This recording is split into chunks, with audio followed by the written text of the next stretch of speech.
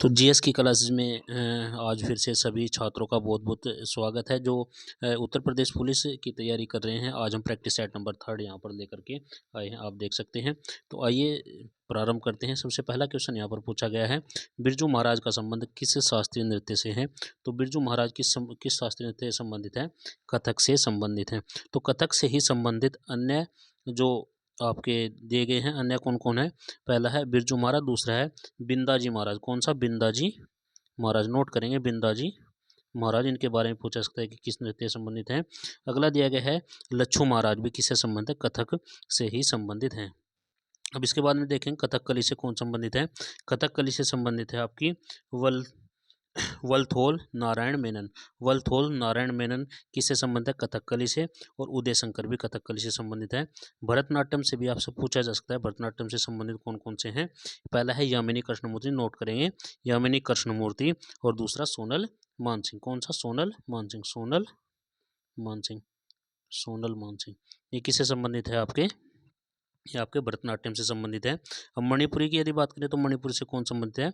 शुक्र अमली सिंह और आतंबर सिंह, ये किससे संबंधित है? मणिपुरी नृत्य से संबंधित है। इन सभी को आप नोट कर लेंगे।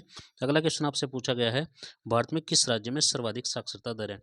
तो सर्वाधिक साक्षरता दर वाला राज्य आपका कौन सा है?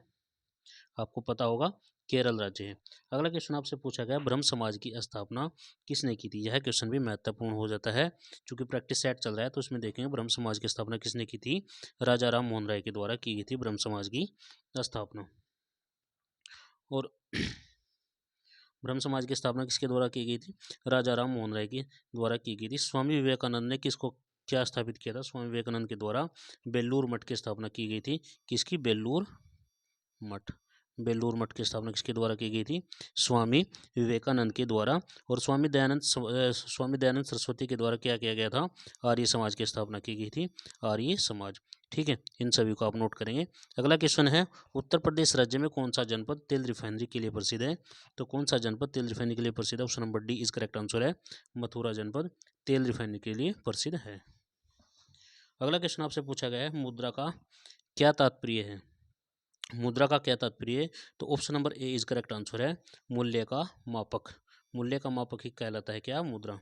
अगला क्वेश्चन आपसे पूछा गया है, भारत के पहले chief justice of defence staff अर्थात सीडीएस जनरल बिपिन रावत और उनकी पत्नी मधुलिका रावत और अन्य सशस्त्र बलों के जवानों की आकस्मिक दुर्घटना में मृत्यु हो गई। यह दुर्घटना कब घटित हुई थी? तो यह कब हुई थी? Option number D is correct answer है, 8 दिसंबर सन 2021 को। अगला क्वेश्चन आपसे पूछा गया है, अगले क्वेश्चन में क्या पूछा गया है, किस मुगल शासक के आदेश पर सिखों के पांचवें गुरु, सिखों के कौन से गुरु? पांचवें गुरु अर्जुन देव को मार दिया था। तो वह कौन सा मुगल शासक था जिसके आदेश पर सिखों के पांचवें गुरु अर्जुन देव को मार दिया गया था? तो किसके आदेश पर मारा था ये?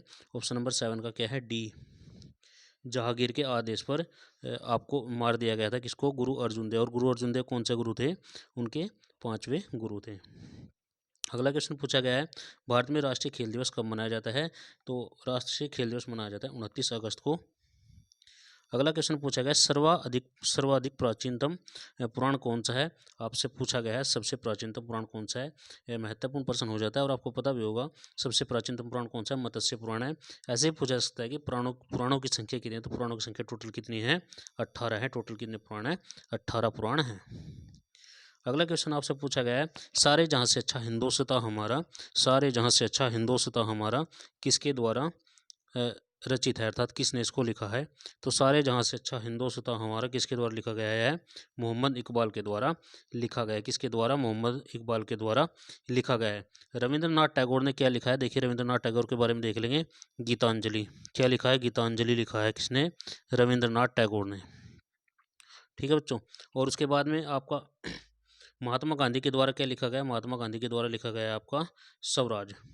महात्मा गांधी के द्वारा क्या लिखा गया? हिंद स्वराज। हिंद स्वराज। हिंद स्वराज। हिंद स्वराज किसके द्वारा लिखा गया है? महात्मा गांधी के द्वारा लिखा गया। तो रविंद्रनाथ टैगोर गीतांजलि, सारे जहां से अच्छा हिंदोसता हमारा किसने लिखा है? मोहम्मद इकबाल ने। और महात्मा गांधी के द्वारा हिंद स्वराज की स्थापना की गई है, हिंद स्वराज पुस्तक लिखी गई है। अगला क्वेश्चन आपसे पूछा गया 11वां, निम्नलिखित में से कौन सा युग्म सही सुमेलित नहीं है? तो ऑप्शन नंबर डी इसमें सुमेलित नहीं है। हुमायूं का मकबरा इलाहाबाद में नहीं है। हुमायूं का मकबरा कहाँ पर स्थित है? दिल्ली में स्थित है। कहाँ पर? दिल्ली में। जबकि बाकी से ये बड़ा इम्बाड़ा कहाँ पर? लखनऊ में है। निशांत बाग कहाँ पर है? जम्मू कश्मीर में। फिरोज शाह कोटला कहाँ पर है? दिल्ली में स्थित है। अगला क्वेश्चन आपसे पूछा गया है, ये देखें क्वेश्चन नंबर आपका, देखिए इस क्वेश्चन में आपसे क्या पूछा गया है? चंद्रप्रभा मृगवन भारत के किस राज्य में स्थित है? चंद्रप्रभा मृगवन भारत के किस राज्य में स्थित है? क्वेश्चन नंबर 12 का option number A is correct answer है, उत्तर प्रदेश में स्थित है। और उत्तर प्रदेश के किस जिले में? आपसे ऐसे पूछा सकता है क्योंकि यूपी का पेपर है कि चंद्रप्रभा मृगवन उत्तर प्रदेश के किस जिले में स्थित है? तो किस जिले में स्थित है? चंदौसी में। किस में?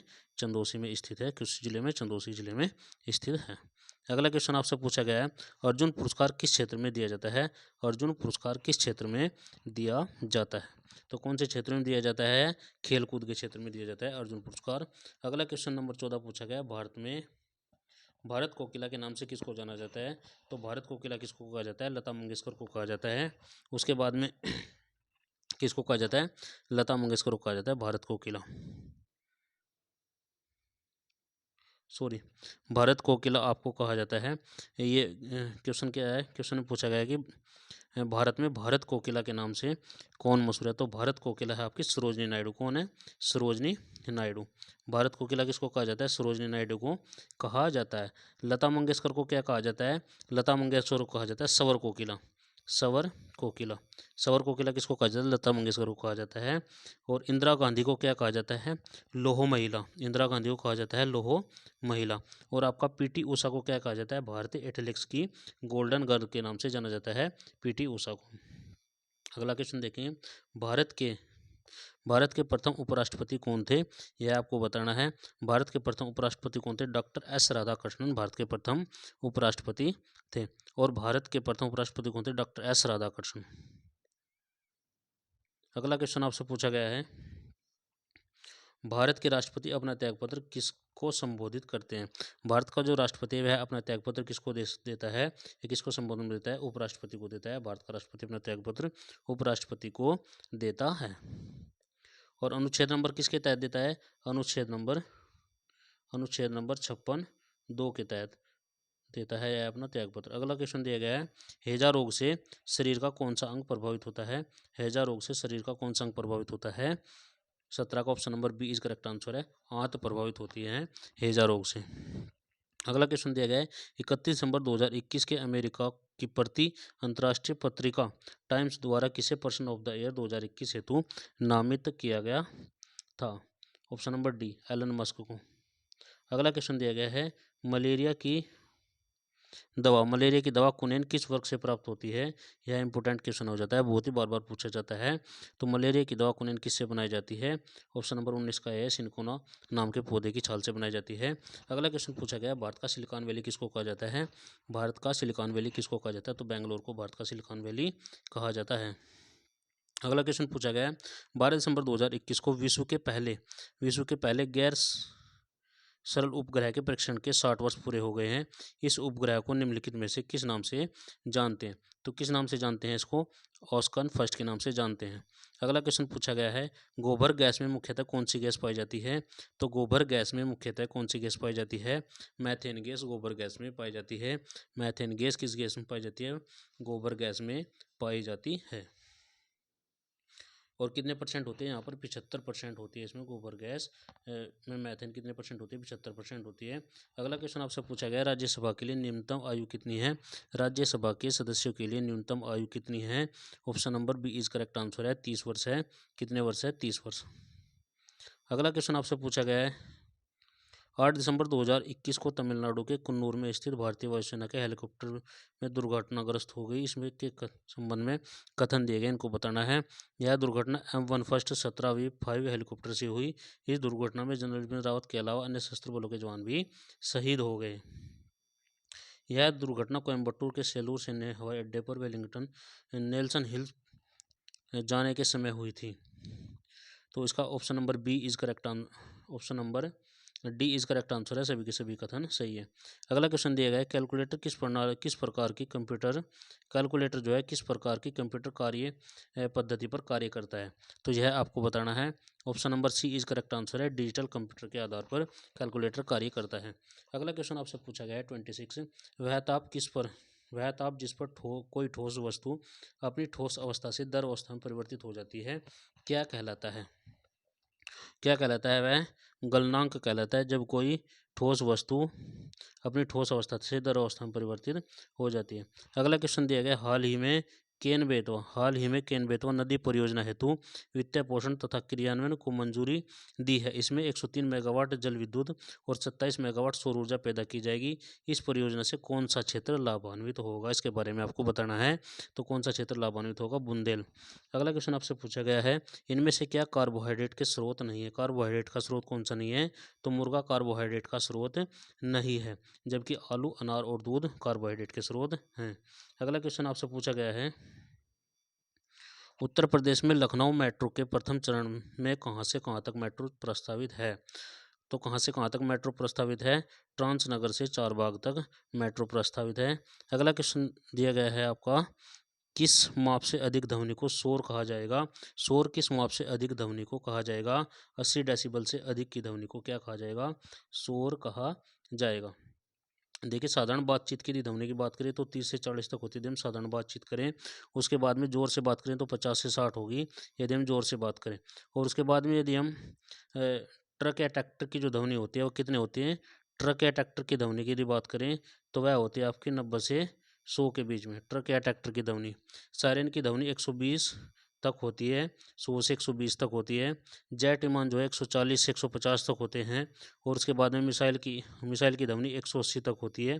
कितने तक होती है? 180 तक। और मशीन की आवाज़ कितनी तक होती है? मशीन गन की आवाज़ 170 तक होती है।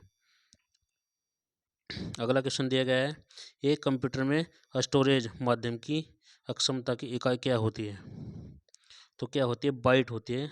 बाइट होती है। क्या होती है? बाइट होती है। Option number A correct answer है। अंतर्राष्ट्रीय महिला दिवस कब मनाया जाता है? इसके बारे में आपसे पूछा गया है। अंतर्राष्ट्रीय महिला दिवस कब मनाया जाता है? तो अंतर्राष्ट्रीय महिला दिवस 8 मार्च को मनाया जाता है। Option number C is correct answer हो गया है। अगला क्वेश्चन आपसे पूछा गया है, भारत में किस राज्य की प्रथम महिला मुख्यमंत्री कौन बनी थी? भारत में किसी राज्य की प्रथम महिला मुख्यमंत्री कौन बनी थी? इसके बारे में आपको पता होगा। तो कौन बनी थी? Option number C is correct answer है, श्रीमती सुचित्रा कृपलानी। श्रीमती सुचित्रा कृपलानी। और ये कहाँ की थी? यह उत्तर प्रदेश की थी। कहाँ की थी ये? उत्तर प्रदेश की थी। इसी से संबंधित एक हो रहा है, भारत की प्रथम महिला उच्च न्यायाधीश कौन थी? भारत की प्रथम महिला उच्च न्यायाधीश कौन थी? फातिमा बीबी। फातिमा बीबी भारत की प्रथम महिला उच्च न्यायाधीश। अगला क्वेश्चन आपसे पूछा गया है, उत्तर प्रदेश राज्य का भारत में क्षेत्रफल की दृष्टि से कौन सा स्थान है? तो क्षेत्रफल की दृष्टि से भारत का उत्तर प्रदेश का भारत में कौन सा स्थान है? तो आप बताएं कौन सा स्थान है? चौथा स्थान है। कौन सा स्थान है? चौथा स्थान है। पहले स्थान पर राजस्थान है, दूसरे पर मध्य प्रदेश, तीसरे पर महाराष्ट्र और चौथे पर अपना उत्तर प्रदेश है। अगला क्वेश्चन आपसे पूछा गया है, निम्नलिखित में से किस व्यक्ति को सर्वप्रथम भारत रत्न पुरस्कार दिया गया? तो किस व्यक्ति को सर्वप्रथम भारत रत्न पुरस्कार से सम्मानित किया गया? वह कौन से व्यक्ति थे? Option number B C Rajagopalachari. किसको दिया गया था? सी राजगोपालाचारी को सर्वप्रथम भारत रत्न पुरस्कार से सम्मानित किया गया था। अगला क्वेश्चन देखेंगे, क्वेश्चन नंबर 36,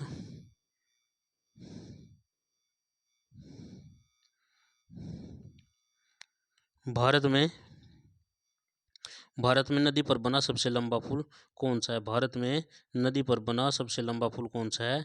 महात्मा गांधी सेतु, जो कि गंगा नदी पर बना है। अगला क्वेश्चन आपसे पूछा गया है, किस क्षेत्र की औसत जलवायु को जानने के लिए निम्नलिखित में से किसका योगदान नहीं है? किसका योगदान नहीं है? किस क्षेत्र की जलवायु को जानना है तो उसके लिए किसका योगदान नहीं है? वृक्षों की संख्या इस पर निर्भर नहीं करती, जबकि वर्षा, वायु की गति और आर्द्रता ये सभी निर्भर करती हैं किस पर? मौसम पर। अगला क्वेश्चन आपसे पूछा गया, उत्तर प्रदेश वन निगम कब स्थापित किया गया था? उत्तर प्रदेश वन निगम कब स्थापित किया गया था? 38। Option number A is correct answer है, 25 नवंबर सन 1974 ईस्वी को। अब सामान्य हिंदी को हम यहाँ पर आपके साथ में डिस्कशन करेंगे। अगला टॉपिक क्या है? सामान्य हिंदी का है। हिंदी वर्णमाला में अंतस्थ व्यंजन कौन से हैं हिंदी वर्णमाला में? तो अंतस्थ व्यंजन आपके हैं ऑप्शन नंबर बी, यह अलावा क्या है, अंतस्थ व्यंजन है। देखिए इसमें यदि स्पर्श व्यंजनों की बात करें तो स्पर्श व्यंजन कौन कौन से होंगे, स्पर्श होंगे, आप नोट करते चलेंगे, च छ ज झ होंगे। अंतस्थ व्यंजन कौन से होंगे, य लव होंगे। और आपका उष्म संघर्षी व्यंजन क्या होंगे, स स स होंगे। उसी क्या होंगे, उष्म संघर्षी व्यंजन है, स स स सॉरी उष्म संघर्षी व्यंजन स स स होंगे। और ये संयुक्त व्यंजन है, ये क्या है, संयुक्त व्यंजन है, ये उष्म संघर्षी व्यंजन है। और च छ ज झ, च छ ज झ क्या है, स्पर्श व्यंजन है, आप नोट कर लेंगे, ये स्पर्श व्यंजन है। ये आपके कौन से व्यंजन है, ये आपके उष्म संघर्षी व्यंजन है, और ये आपके संयुक्त व्यंजन है, और यह आपके अंतस्थ व्यंजन है, आप इनको नोट करेंगे।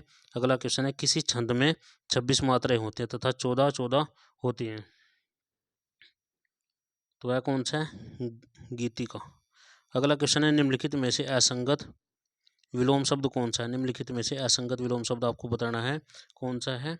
41 का option number C is correct answer है, शाश्वत सदैव, शाश्वत सदैव। शाश्वत शब्द का सही विलोम शब्द कौन सा होता है, नश्वर। शाश्वत का क्या होगा, नश्वर होगा, जबकि इसने क्या दे रखा है, सदैव दे रखा है। घात का प्रतिघात सही है, प्रसारण का ये सही है, खक्का मर्ग सही है। अगला क्वेश्चन आपसे पूछा गया है, जो अपने स्थान या स्थिति से अलग न हो, जो अपने स्थान या स्थिति से अलग न हो सके, उसको क्या कहेंगे, उसको हम कहेंगे अच्युत्य। जो अपने स्थान या स्थिति से अलग ना हो सके, उसको क्या कहेंगे, अच्युत्य। Option number A is correct answer है, ठीक है। अटल किसको कहा जाएगा, अटल कहा जाएगा जो अपनी बात से न टले, जो अपनी बात से न टले उसको क्या कहेंगे, अटल कहेंगे। अटूट किसको कहेंगे, अटूट कहा जाएगा, न टूटने वाले को अटूट कहेंगे। और अदेय किसको कहेंगे, जो दिया ना जा सके उसको क्या कहेंगे, अदेय कहेंगे। इन सभी को आप नोट करके चलेंगे। अगला क्वेश्चन दिया गया है, जीने की इच्छा रखने वाले को क्या कहेंगे, 43 का ऑप्शन नंबर बी है, जिजीवसा। जिजीवसा, जो जीने की इच्छा रखेगा उसको क्या कहेंगे, जिजीवसा रखेंगे। देखिए जिज्ञासु, जिज्ञासु के बारे में देखेंगे, जिज्ञासु किसको कहेंगे, जो जानने की उत्सुकता रखता है उसको जिज्ञासु कहेंगे। जिगीसु, जिगीसु किसको कहेंगे, जो जीत या विजय की इच्छा रखता है उसको जिगीसु कहेंगे। पिपासु किसको कहेंगे, जो प्यासा हो या जो पीने की इच्छा रखता हो उसको क्या कहेंगे, पिपासु कहेंगे। नोट करेंगे। अगला क्वेश्चन है, संख्या गमन का सही संधि विच्छेद क्या है, संख्या गमन का सही संधि विच्छेद क्या है। ऑप्शन नंबर ए सही है, सखी प्लस आगमन, सखी प्लस आगमन। अगला क्वेश्चन पूछा गया 45, जब किसी सामान्य बात से बात का सामान्य बात से समर्थन किया जाए तो उसमें कौन सा अलंकार होता है, तो उसमें कौन सा अलंकार होता है। 45 का ऑप्शन नंबर सी है, अर्थांतराय, अर्थांतराय होता है। अगला क्वेश्चन दिया गया है 46, अशुद्ध वाक्य का चयन करना है, अशुद्ध वाक्य का, तो अशुद्ध वाक्य कौन सा है। 46 का option number B is correct answer, माता पिता पूजनीय है, माता पिता पूजनीय है। यहाँ पर वर्तनी संबंधित त्रुटि इनके पूजनीय जो है सही नहीं लिखा हुआ है। अगला क्वेश्चन आपसे पूछा गया है, छायादार शब्द किसका उदाहरण है, छायादार शब्द किसका उदाहरण है। 47 का ऑप्शन नंबर डी संकर शब्द है। छायादार किसका उदाहरण है, संकर शब्द का उदाहरण है। छायादार किस शब्द का उदाहरण है, संकर शब्द का उदाहरण है, ठीक है जी। संकर शब्द क्या होते हैं, दो शब्दों के मेल से बने हुए शब्दों को क्या कहा जाता है, संकर शब्द कहा जाता है। दो शब्दों के मेल से जो शब्द बनेंगे उनको संकर शब्द कहेंगे। देख लेंगे एग्जाम्पल में, रेलगाड़ी और सीलबंद कौन से शब्द हैं, संकर शब्द हैं, ठीक है। अगला क्वेश्चन आपसे पूछेगा 48 में क्या कहा गया है, निम्नलिखित में से किस विकल्प में सभी शब्द भाववाचक संज्ञा में है, इन पे जहाँ पर भावना व्यक्त की गई हो वहाँ पर भाववाचक संज्ञा होगी। तो 48 का option number C is correct answer है, रसीला, कड़वाहट, बुढ़ापा और उन्नति, ये सभी क्या हैं, आपके भाववाचक संज्ञा में हैं। अगला क्वेश्चन दिया गया है 49, निम्नलिखित नीचे लोकोक्तियाँ और उनके अर्थ दिए गए हैं, इनमें से गलत अर्थ वाली लोकोक्तियों का चयन कीजिए, इनके जिसका अर्थ गलत है उसको चयन करना है। 49 का option number B is correct answer है, तीन तेरह होना, यह क्या दिया गया है, गलत दिया है। तीन तेरह होना का अर्थ गलत दिया गया है, इनके संगठित होना बताया गया है, जबकि इसमें क्या है, तीन तेरह होना का अर्थ क्या होगा,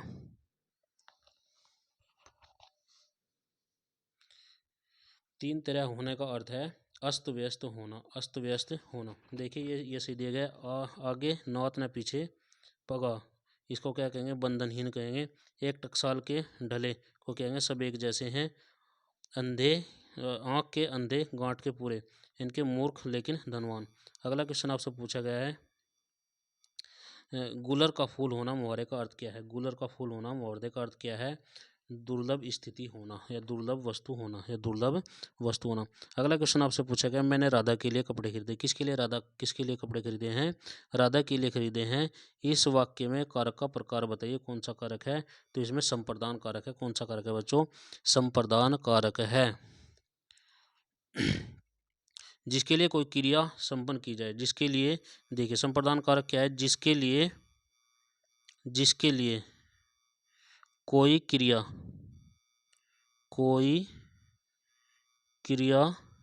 संपन्न की जाए, जिसके लिए कोई क्रिया संपन्न की जाए, वहां पर कौन सा कारक होता है आपका?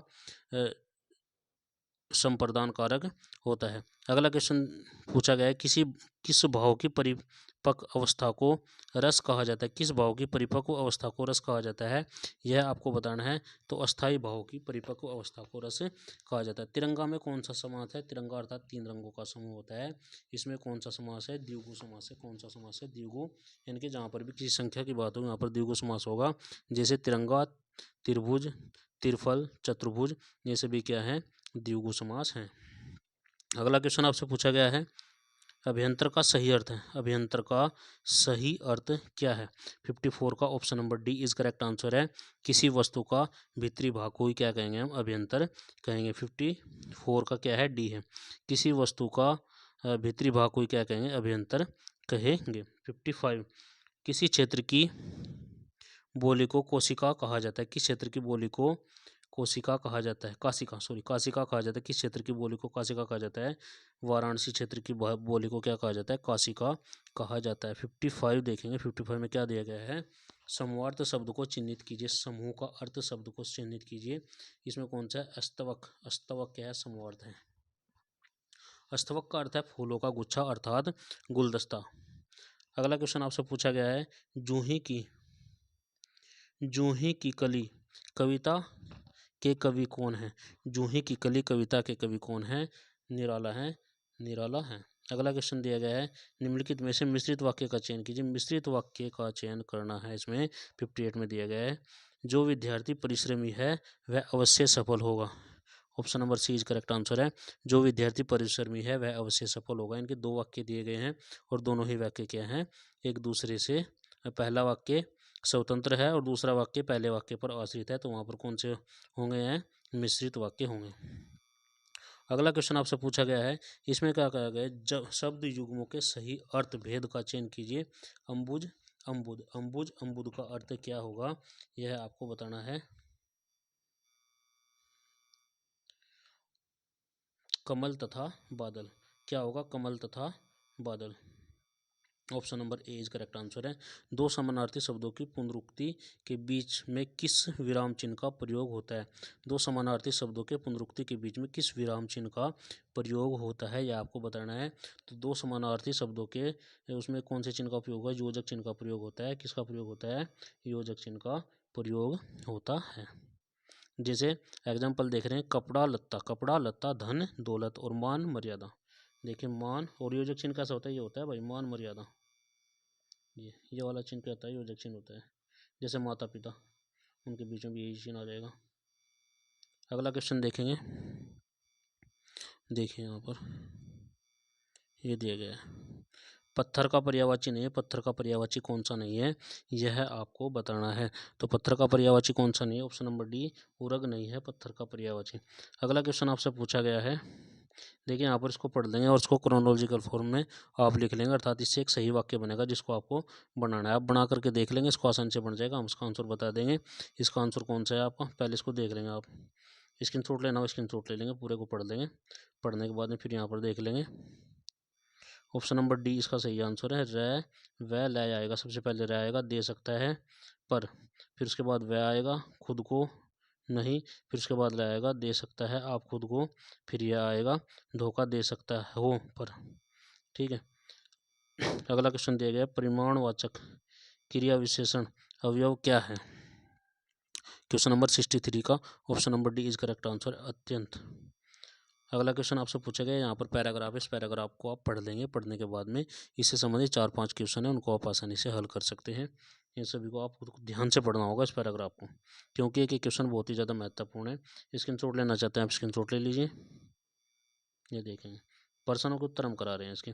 देखिए, प्राचीन समय में विश्व में शिक्षा और संस्कृति का प्रमुख केंद्र क्या था? प्राचीन समय में शिक्षा का प्रमुख केंद्र क्या था? भारत। अगला क्वेश्चन दिया गया, प्राचीन शिक्षण संस्थाएं ध्यान देती थी। प्राचीन शिक्षण संस्थाएं किस पर ध्यान देती थी? विद्यार्थियों के चहुमुखी विकास पर।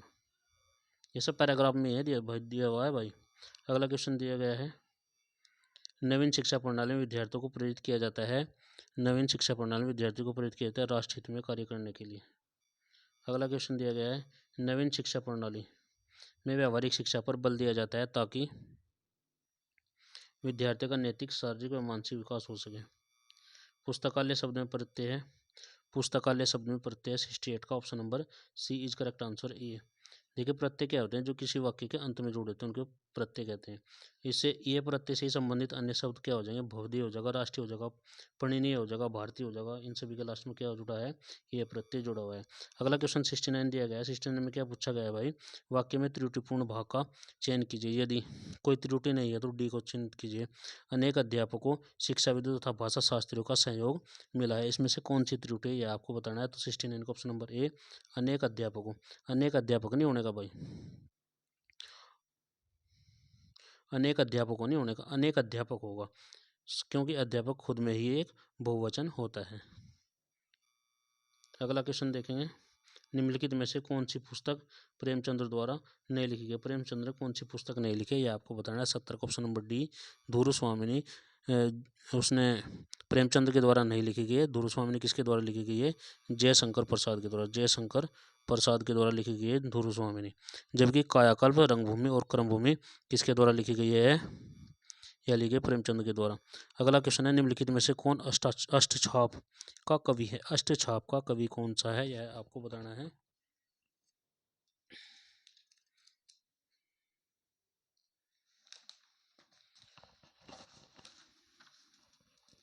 Option number B is correct answer है, सूरदास। अष्टछाप का कवि कौन सा है आपका? Surdas. Option number B is correct answer हो गया। अगला क्वेश्चन दिया गया 72, वह बहुत मधुर गाता है। इसमें परिविशेषण शब्द का चयन कीजिए। वह बहुत मधुर गाता है, परिविशेषण शब्द इसमें क्या है? ऑप्शन नंबर बी, बहुत। निम्नलिखित में से किसको साहित्यिक अकादमी पुरस्कार से सम्मानित किया गया? 73 का option number A is correct answer है, नामवर सिंह को साहित्यिक अकादमी पुरस्कार से सम्मानित किया गया था। और कब किया गया था? सन 1971 ईस्वी में इसको किया गया था। अगला क्वेश्चन आपसे पूछा है, ज्ञानपीठ पुरस्कार किस भाषा में दिया जाता है? ज्ञानपीठ पुरस्कार किस भाषा में दिया जाता है? 74 का option number D is correct answer है। भारतीय संविधान की 8वीं अनुसूची में सम्मिलित जितनी भाषाएं सभी में क्या दिया जाता है? ज्ञानपीठ पुरस्कार दिया जाता है। और इसकी स्थापना कब की गई थी? 1965 से की गई थी। हो सकता है ये भी आपसे पूछा जाए। अगला क्वेश्चन आपसे पूछा गया, जिस छंद में 4 चरण और प्रत्येक चरण में 16 मात्राएं होती हैं वह क्या कहलाता है? 75 का ऑप्शन नंबर डी, चौपाई कहलाता है। क्या कहलाता है? वह चौपाई कहलाता है। ये आपके मैथ्स के क्वेश्चन है, इनको आप खुद देखेंगे जैसे दिया गया है। इनको हम सोल्यूशन नहीं कराएंगे, बाद में नई वीडियो लेकर के आएंगे जिनमें हम केवल मैथमेटिक्स के ही सोल्यूशन कराएंगे। जो क्वेश्चन है उनमें अलग वीडियो में आप इनको देख सकते हैं। इनका स्क्रीनशॉट यदि आप लेना चाहें तो ले सकते हैं। ये देखिए, यहाँ पे ये क्वेश्चन है, इनका स्क्रीनशॉट यदि आप लेना चाहे ले सकते हैं। ये देखेंगे, ये देख सकते हैं, देखिए, ठीक है जी। उसके बाद ये क्वेश्चन है, आप स्क्रीनशॉट लेके इनको सोल्व कर सकते हैं तो कर लीजिएगा, क्योंकि फिर वीडियो ज़्यादा लंबी हो जाएगी।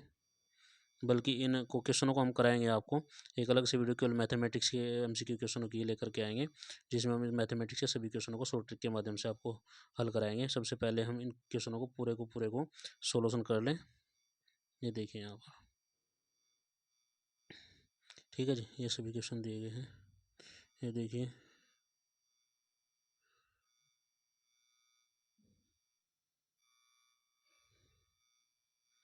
नाइन्टी थ्री, ये देखिए आप,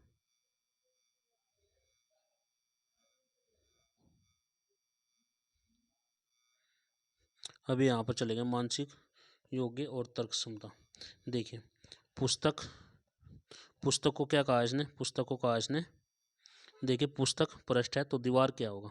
पुस्तक में क्या होते हैं, पृष्ठ होते हैं, जबकि दीवार में क्या होते हैं, आपको बताना है। दीवार में क्या होते हैं भाई, पता होगा सभी को।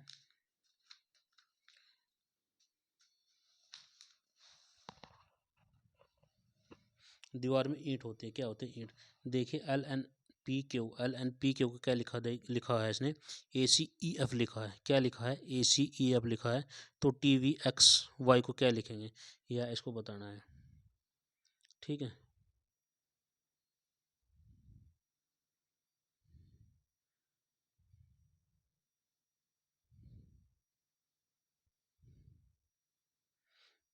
देखिए एल को क्या लिखा है इसने, ए लिखा है। एल को क्या लिखा है इसने, ए लिखा है। कितने का अंतर हो रहा है, -11 का अंतर हो रहा है। एन को क्या लिखा है उसने, सी लिखा है, इसमें -11 का अंतर हो रहा है। पी को क्या लिखा है उसने, ई लिखा है, इसमें -11 का अंतर हो रहा है। इनके सभी में किसका अंतर हो रहा है, -11 इसमें हो रहे हैं। तो इसी प्रकार से TVXV को क्या लिखेंगे, इन सभी में जब माइनस माइनस इसमें -11 का अंतर होगा, इसमें -11 का, इसमें -11 का, इसमें -11 का, तो क्या हो जाएगा इसका आंसर, ऑप्शन नंबर आपका सी निकल करके आ जाएगा। अर्थात इसको क्या लिखेंगे, IKM लिखेंगे। देखिए 4 को 20 लिखा है इसने, 4 को 4:20 हुआ है। तो समानुपात 8 कितना हो जाएगा, देखिए 4 को क्या लिखा, 4 × 5 बराबर कितने हो गए, 20 हो जाएंगे। तो 8 × 9 कितने हो जाएंगे, 72 हो जाएंगे। आप समझ सकते हैं।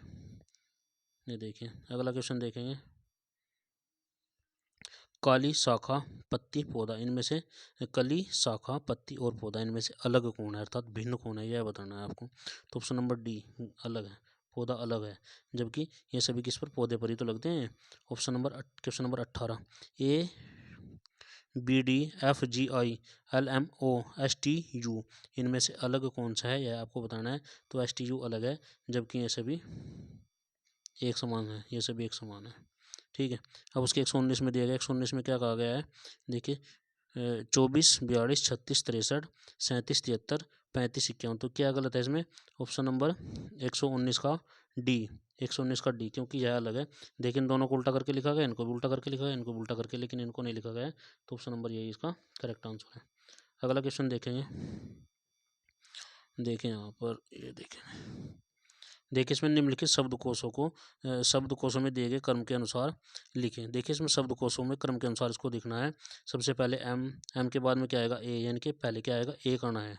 ठीक है, उसके बाद में क्या आ रहा है, ई आर आया, फिर RST आर आएगा। इनके 3 या 4 में से कोई सा एक आएगा, यहाँ पर देख लेंगे। तो कौन सा आएगा इसमें, 120 का option number A is correct answer है। ए इज करेक्ट आंसर है। अर्थात पहले क्या आएगा, मैनिफेस्टो आएगा, फिर क्या आएगा, मर्चेंट आएगा, यानी कि एक आएगा, फिर उसके बाद में 4 आएगा, फिर उसके बाद में क्या आएगा, 3 आएगा, फिर इसका 3 आएगा, 3, फिर 3 के बाद में क्या आएगा, 2 आएगा। अगला क्वेश्चन देखेंगे, इसमें क्या कहा गया है, अक्षरों का कौन सा समूह खाली स्थानों पर क्रमवार रखने से दी गई अक्षर श्रृंखला को पूरा करेगा। तो कौन सा पूरा करेगा भाई, ये बताना है आपको। देखिए इसको देखेंगे, 4 4 की फॉर्म में काट लेंगे इसको। देखिए कितने टोटल, टोटल को जोड़ देंगे इनको, 1 2 3 4 5 6 7 8 11 12 13 14 15 16, कितने हैं, 16 हैं। तो इनको 4 4 में काट लेंगे, 1 2 3 4, यहाँ तक कटेगा ना, यहाँ तक। ठीक है, उसके बाद में यहाँ तक कटेगा, फिर उसके बाद में कहाँ तक कटेगा, यहाँ तक कटेगा। और फिर ये देखिए एम के बाद में, देखिए यहाँ पर नोट करेंगे, एम के बाद में क्या आ रहा है, यहाँ पर देखिए एम के बाद में क्या आ रहा है, एन। एम के बाद में क्या आ रहा है, एन, तो यहाँ पर क्या आ जाएगा, एन आ जाएगा। क्लियर हो गया इतना। एम के बाद में क्या आ रहा है, यहाँ पर देखिए किसी में भी देख लिया, एम के बाद में क्या आ रहा है, एन आ रहा है, तो यहाँ पर क्या आ जाएगा, एन आ जाएगा। क्या आ जाएगा, एन आ जाएगा। फिर उसके बाद में यहाँ पर एन के बाद में क्या आ रहा है, ओ, एन के बाद में ओ, ये रहा देखिए यहाँ पर। तो यहाँ पर एन के बाद क्या आ जाएगा, ओ आ जाएगा। एम के बाद में फिर क्या आ जाएगा, एन आ जाएगा। तो इसी प्रकार से इसका आंसर क्या निकल करके आ जाएगा, ऑप्शन नंबर बी, NOMO इसका निकल करके आ जाएगा। उम्मीद करते हैं समझ आ गया होगा। अगला क्वेश्चन देखेंगे, निम्नलिखित में से श्रेणी को कौन सा अंक पूर्ण करेगा। तो कौन सा अंक इसको पूर्ण करेगा, यह आपको बताना है। क्वेश्चन नंबर 122,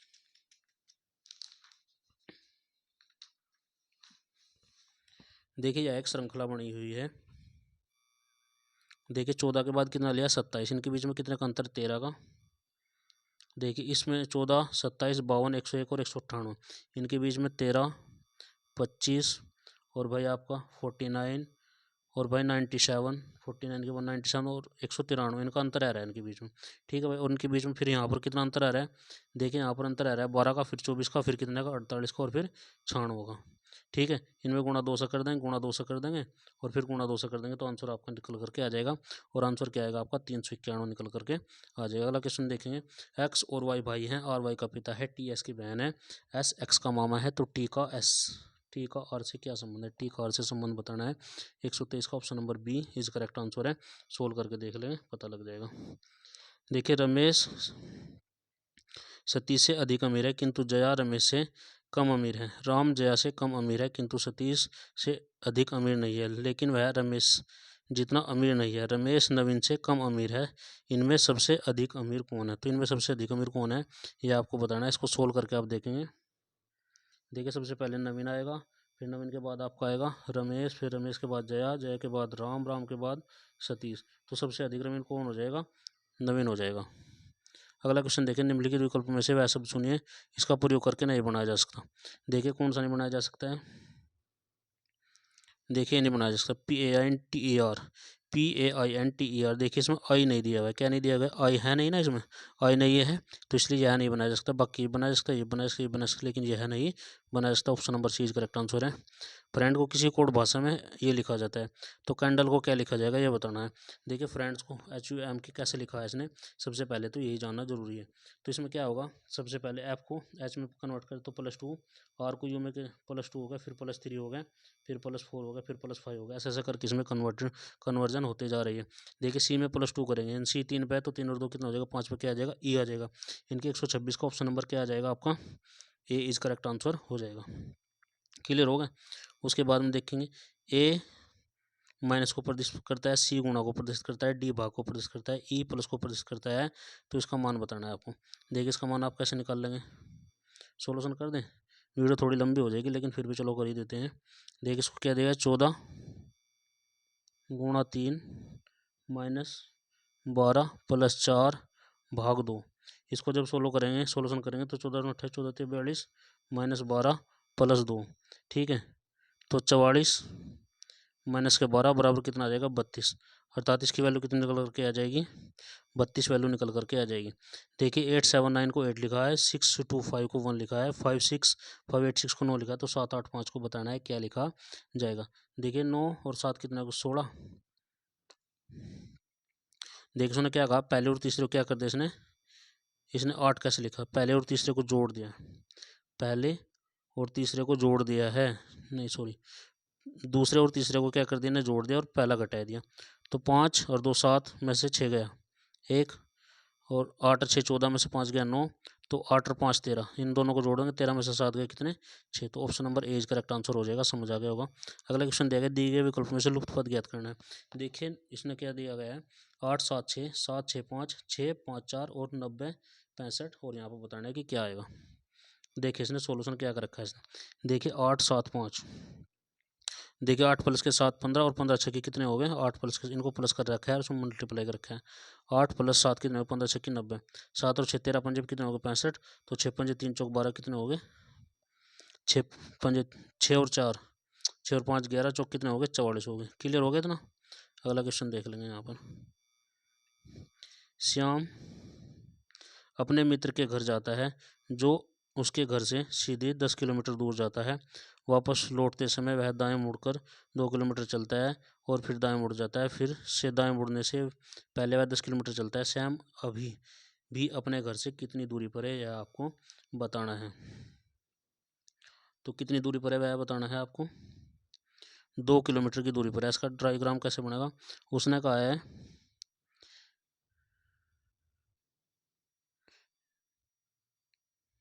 10 किलोमीटर चल रहा है, फिर दाएं चल रहा है, कितना चल रहा है दाएं, फिर उसके बाद 2 किलोमीटर चला है, फिर उसके बाद दाएं चल रहा है। तो यहाँ पर यहाँ से यहाँ के बीच की दूरी कितनी होगी, जो यह दूरी है तो यह कितनी थी 2 किलोमीटर। क्लियर हो गया। तो अगला क्वेश्चन देखेंगे। देखिए, सभी लड़के लंबे हैं। उसने क्या कहा कि सभी लड़के क्या हैं, लंबे हैं। तो सबसे पहले लंबे ले लेंगे, लंबे ले लिए यहाँ पर, सॉरी यहाँ पर थोड़ा सा और बड़ा बना लेंगे। सभी लड़के लंबे हैं, सभी लड़के, पहले लड़के ले लेंगे, लड़के क्या हैं सभी, ये देखेंगे लंबे हैं, कैसे हैं लंबे हैं, सभी लड़के लंबे हैं। और क्या हो गया, राजीव क्या है इसमें, राजीव लंबा लड़का है, तो यहाँ पर क्या आ जाएगा, राजीव आ जाएगा ए इस वाले में। तो इसका ऑप्शन नंबर कौन सा निकल कर के आ जाएगा। अब देखें इसने क्या कहा है, ऐसा बनेगा इसका डायग्राम भाई, एक ये बन गया तो राजीव का बन गया, और ये बन गया लंबे का, और ये बन गया आपका उसका लड़कों का।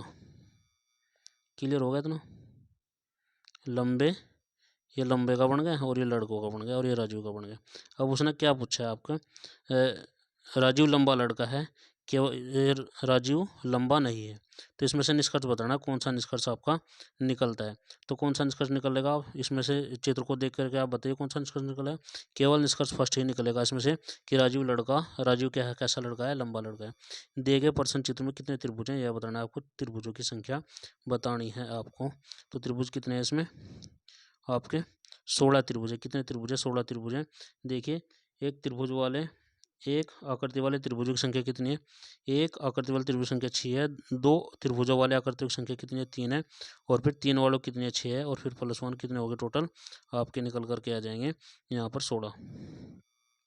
अगला क्वेश्चन निम्नलिखित कौन सा आरेख पुरस्कार, पुलित्जर पुरस्कार और ऑस्कर के बीच संबंध प्रस्तुत करता है।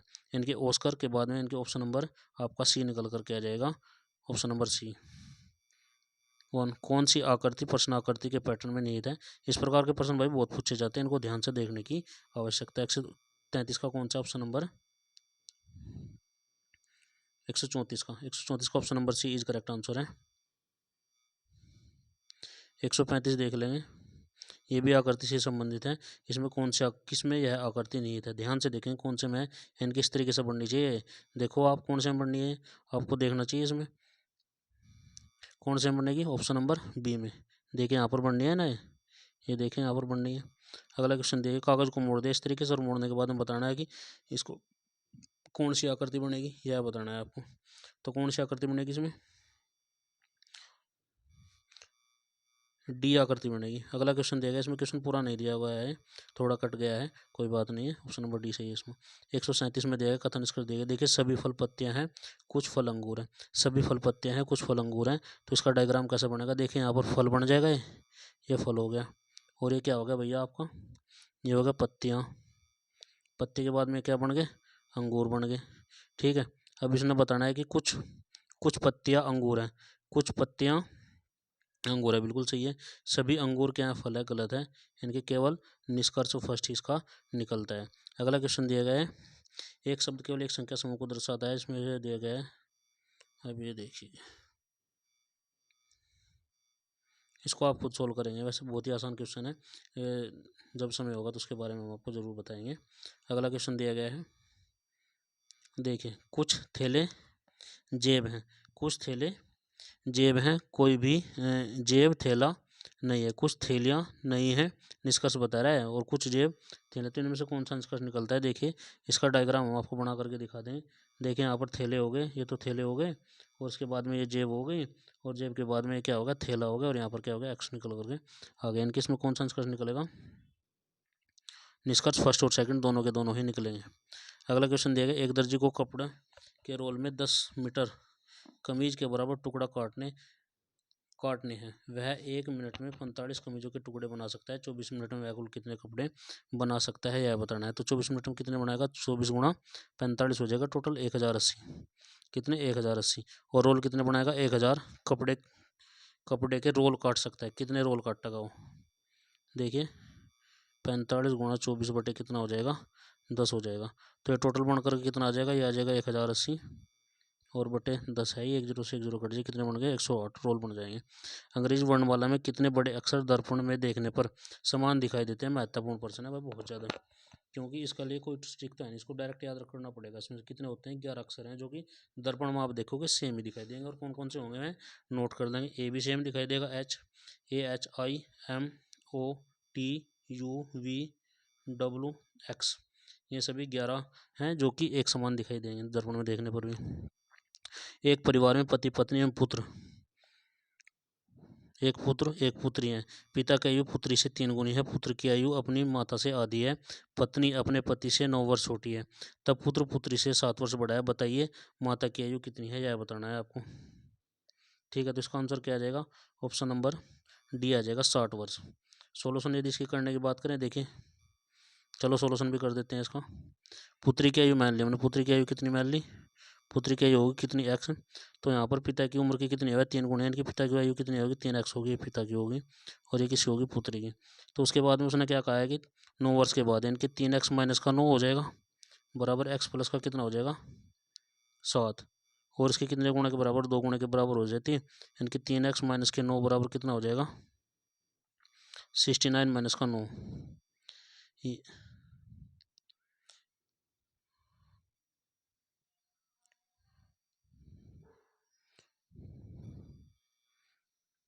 इसको आप सोल्व कर देंगे, चलो मैं ही कर देता हूँ, इसको करता हूँ अभी। देखिए पुत्री की आयु एक्स मान ली, तो पिता की आयु कितनी हो जाएगी, 3x हो जाएगी। तो उसके बाद में फिर हम क्या करेंगे, 9 वर्ष के बाद 3x माइनस का 9, पत्नी की उम्र, या पत्नी की होगी 3x माइनस का 9, और ये पुत्र की उम्र कितनी होगी, पुत्र की होगी भाई एक्स प्लस के साथ। इतना क्लियर हो गया, या पुत्र की होगी, या पत्नी की होगी, या पिता की होगी, और ये या किसकी होगी, लड़की की होगी। अब प्रश्न अनुसार क्या कहा गया उसने, प्रश्न अनुसार देखेंगे 2x प्लस का 7, इनकी उसकी 2 गुणिया बराबर 3x प्लस के 3x माइनस के 9 के। तो यहाँ पर कितना आ जाएगा, x बराबर 23 निकल करके आ जाएगा। x की वैल्यू कितनी आ जाएगी, 23, अर्थात 23 वैल्यू किसकी है, पुत्री की है। और पुत्री की आयु का कितने गुणा है, पिता की आयु, तो 3x माइनस का 9 है, यानी कि 23 थे कितने, 69 माइनस का 9 बराबर कितने आ जाएगी, 60 वर्ष निकल करके आ जाएगी। एक विद्यालय में कक्षा दोपहर 1 बजे प्रारंभ हुई और 3:52 तक चली। इसी समय में 4 अवधि होती हैं, प्रत्येक अवधि से पहले 4 मिनट का समय एक कमरे से दूसरे कमरे में जाने में लगता है। तो बताइए कि इस अवधि में कितने मिनट का कार्यकाल हुआ है, या बताना है आपको।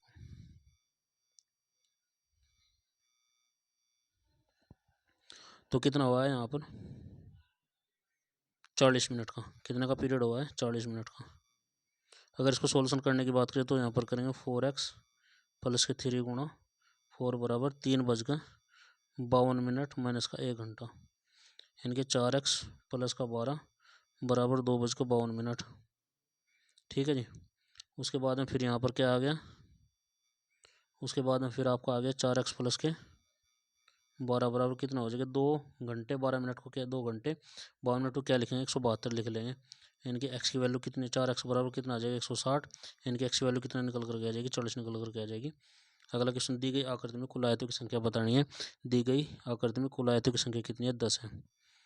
3 घंटे 9 12, ये तो आपने कर ही लिया होगा, 9 12 15 समय के अंतराल पर बजती हैं। 8 बजे पूर्वाह्न, 7 बजने के पश्चात तीनों एक साथ बजने से पहले कब कब बजेंगे, यह बताना है आपको। तो इसका क्या कर लेंगे, 9 12 15 क्या निकाल लेंगे, देखिए 9 12 15 का एलसीएम कितना निकल जाएगा, 180 निकल करके आ जाएगा। तो 180 को क्या करेंगे हम, 180 को इसमें जोड़ देंगे, 8 बजे, इनका 8 और 3 कितना हो गया, 11, इनके 11 बजे बजेंगे। एलसीएम निकालना है इसका 9 12 15 का। अगला क्वेश्चन देख लेंगे, एक व्यक्ति प्रातः सूर्य की ओर चेहरा करके सड़क पर चलना प्रारंभ करता है। 2 मील चलने के बाद वह अपने बाईं ओर मुड़ता है, फिर 2 मील चलने के बाद वह दाईं ओर मुड़ता है। अब उसका फेस किस दिशा की ओर है, 147 का ऑप्शन नंबर बी पश्चिम दिशा की ओर है, 3 सेंटीमीटर। अगला क्वेश्चन देगा 147, 3 सेंटीमीटर भुजा वाले किसी घन को 1 सेंटीमीटर भुजा वाले छोटे घन में विभाजित किया गया है। बताइए छोटे घनों को प्राप्त करने के लिए इसमें कुल कितनी बार काटना पड़ेगा। तो इसका फॉर्मूला क्या है, छोटे घन की भुजा बटे बड़े घन की भुजा बटे छोटे घन की भुजा। देखिए क्या है, बड़े घन की भुजा बटे छोटे घन की भुजा और -1, और गुणा कितना हो जाएगा, 3। ठीक है, तो देखेंगे यहाँ पर क्या दिया गया, बड़े घन की भुजा कितनी है, 3x माइनस का 1 बराबर 3 गुणा 2 बराबर कितना आ जाएगा, 6। आंसर निकल करके आ जाएगा। ए बी सी और डी को आरोही क्रम में, डी बी और ई अवरोही क्रम में। बताइए इनमें से कौन सा या तो आरोही या अवरोही क्रम में होगा।